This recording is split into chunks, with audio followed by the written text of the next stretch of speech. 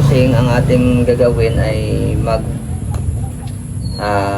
repair ako ng aking power sprayer, no, kasi malapit na tayong mag-spray, no, sa first week ng September siguro mag-spray na tayo para sa buwan ng December mayroon tayong harvestin, no? Pagka New Year, Pasko at saka New Year mayroon tayong harvestin kung papalarin tayo. So ngayon, dahil itong power sprayer ko ay medyo may leak na, pag pinaandar ko siya, halimbawa ganito yung posisyon niya, no, yan, no, ganito siya, tapos pag umaandar siya tumatagas dito yung tubig dito. Kaya ang ginawa ko mga bossing, nag-order ako ng mga o-ring. Ito yung mga o-ring na in-order ko. Ito yun, yan, ay i-replace ko dito sa loob kasi alam ko dyan na kung gagaling sa mga o-ring ang tumatagas na tubig dito sa loob. So ito tinanggal ko na, at ito yung mga o-ring na nakuha ko. Ito medyo may mga damage na talaga. Yan. Saka kailangan linisan dito sa loob. Dito may mga o-ring dito. Yung original niya parang 4 na piraso yata, 4 na piraso yung o-ring, pero ang ibabalik ko, ang bago, 3 lang kasi medyo makapal itong mga o-ring na nabili ko. Yan. Papasok lang dito mga bossing, dito sa loob, pasok. Yan. Yan ang gagawin nyo kapag maka-experience kayo na yung mga power sprayer nyo medyo may leak na, tumatagas yung tubig. Yan. Oh. Itong sa gitna ay na replacean ko na, itong sa gitna. Yan. Oh.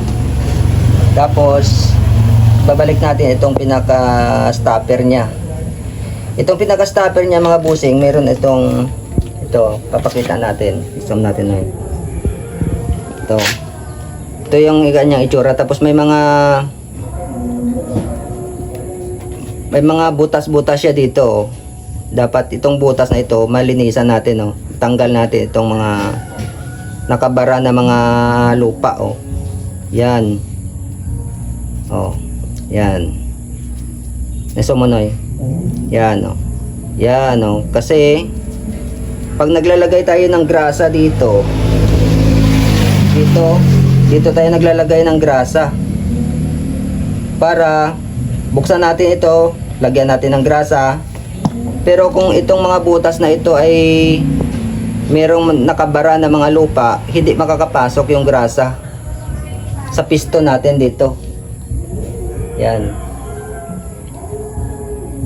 Oh, kailangan linisan talaga ito. Yan. Kasi dito dumadaan yung grasa eh. Pagpasok dito, may butas din, oh. Yan, dito dumadaan yung ito. Yan. Oh. Dito dumadaan yung grasa, oh. Na, mula sa babaw. Ay, naglag. Babalik natin.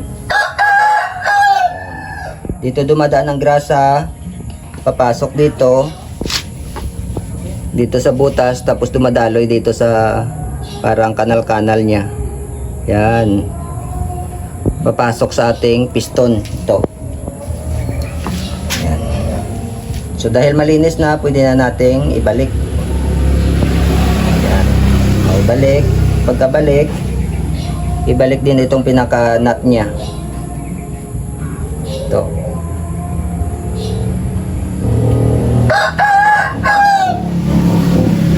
Balik.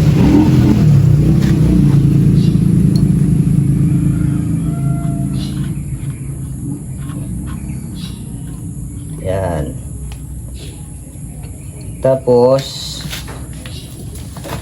para maging mahigpit siya mga busing,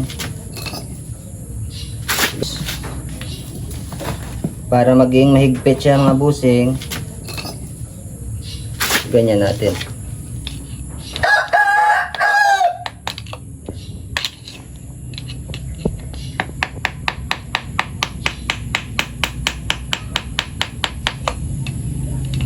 Para hindi mag-leak yung tubig.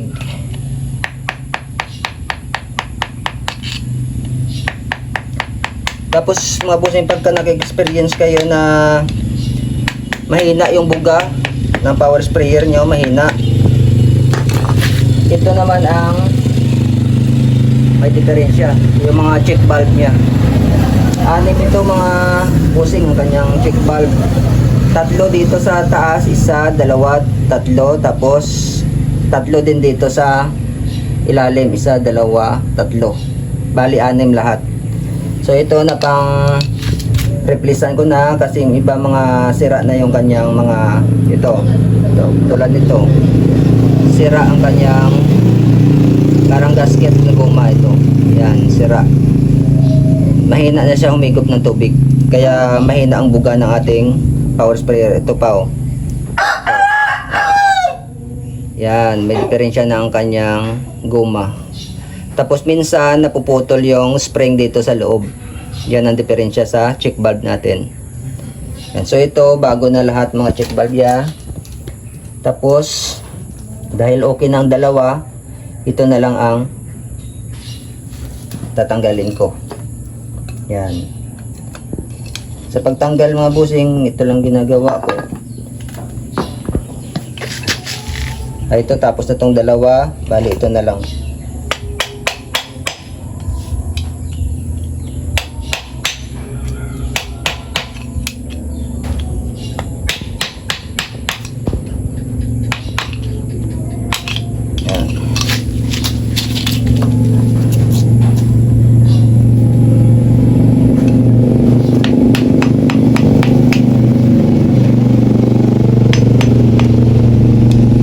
Mga busing, pag nag-i-spray kayo ng mangga, marunong kayong gumawa ng mga ganito para magkaroon ng trouble, marunong kayong gumawa. Hindi na kailangan na dalhin nyo kung saan-saan pa.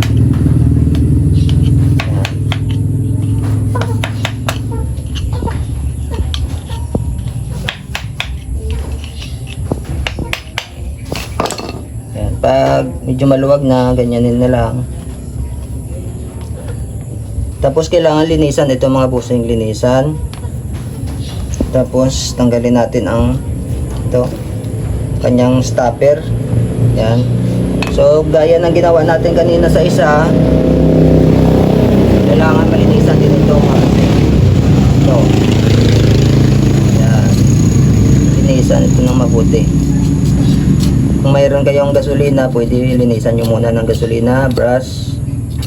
Tapos ito, yung mga butas-butas nya kailangan linisan talaga para lumabas yung mga putik dito, mga lupa.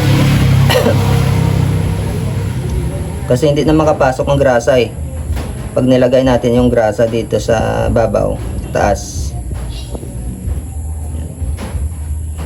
Kaya yan, may hina yung galaw ng piston natin kasi matigas. Yan. O, ito. Tanggal na mga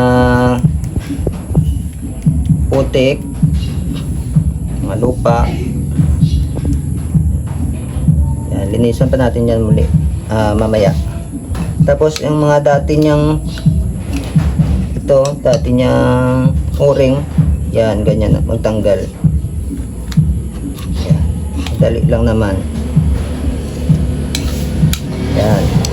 So ito, bali ito yung kanyang o-ring. Medyo manipis na talaga, manipis na. So replacean natin ng bago. Pero kailangan linisan muna. Kasi pag madumi, diyan dumadaan yung tubig. May leak pa rin yan. Kailangan malinis.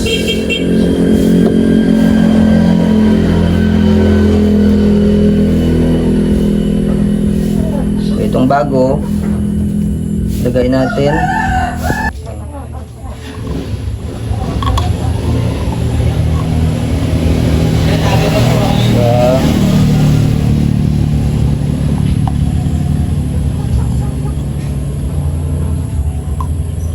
Dalawa.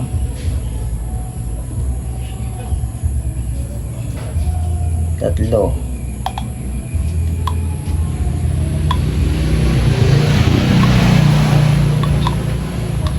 Yan. O, pasok na ang mga bagong o-ring natin. Tapos, ito ibabalik natin. Kailangan malinis bago natin ibalik.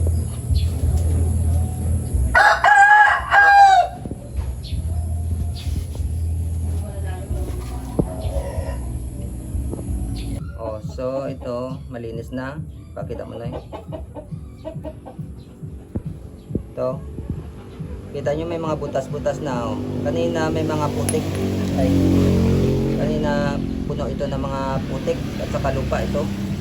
Mga butas-butas kaya hindi makapasok yung ano natin. Yung grasa. Yan. O, ilagay natin dito.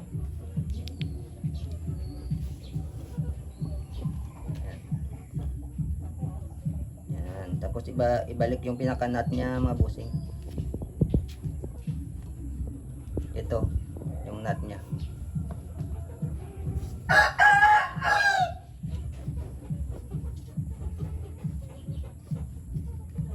So, linisan muna bago ibalik.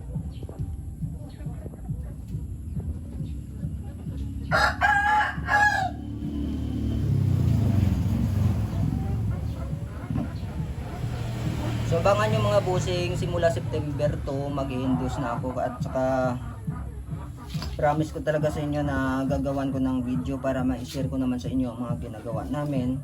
Kasi nung mga nakaraang mga buwan hindi ako nakapag-video kasi nahirapan ako talagang manughawak ng ano ng camera. So ito mga busing medyo okay na to. So dito ilagay na siya dito. Yan. Pagkatapos na mailagay dito, yan, ibalik na mga bolt niya dito. Yan. Okay na yan mga busing. So ganyan lang mga busing sa pag replace ng kanya mga o-ring ito. Yan, mabibili ito sa mga hardware at saka sa Shopee meron din mga busing. Basta i-type nyo lang na sa Shopee power sprayer o-ring. Yan, lalabas itong mga ganito. Okay? So ngayon mga busing titestingin na natin kasi na single ko na. So titestingin natin kung maganda na ang kanyang buga ng tubig. At saka kung may lumabas din na tubig dito kasi kanina napakaraming tumatagas dito na tubig sa ilalim. Dito. So ngayon yung may tatagas siguro maliit. Maliit na pagpanda rin muna mga busing.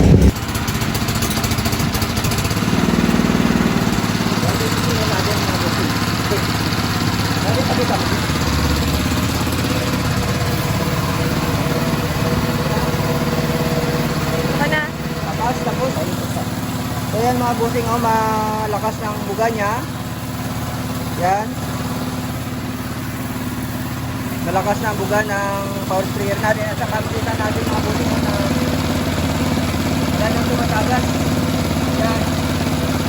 Yan ang tumatagas na tubig. Wala na siyang tumatagas na tubig mga busing. So malakas na. So, ano? Yan. So ibig sabihin may pang gamit na tayo pang spray sa mangga natin. Okay?